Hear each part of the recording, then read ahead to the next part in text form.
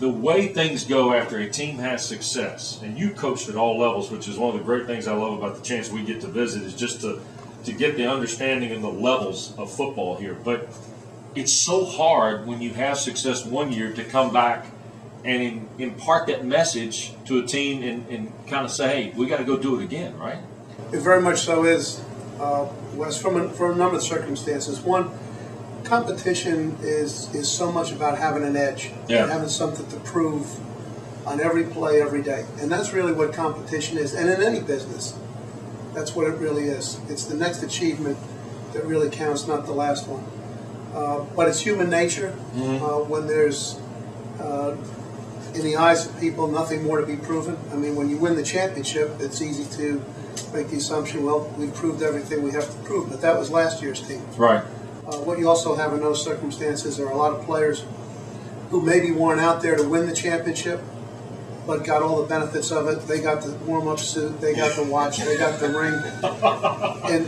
And those players, they don't realize how hard it really is to win. Yeah.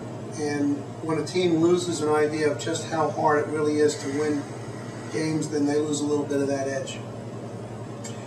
Georgia Tech defensive coordinator Al Groh here with Barnhart and Durham on Sports Radio 790 Zone. Coach, when I came to see you last spring after you just gotten here, you indicated to me that there was a learning curve for what you wanted to do. There were some things that guys were going to have to do, and that when I saw you a year from now, hopefully the learning curve would have, you would have gone up that learning curve.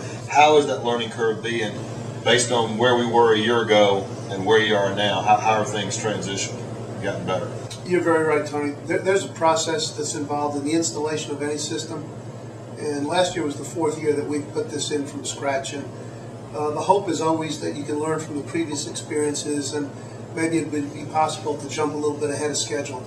The reality is that normally doesn't happen, and so this year we're certainly much further along in the process. The players come in with practical experience in what their job is and how to go about doing their job. And I think these players too have a little bit of that idea that they found out how hard it is to win, and to have one more point than the other team. You can win a lot of games just by having one more point, and it's hard to get that one point. And so there seems to be a pretty good passion amongst the players and a real good unity of the defensive players.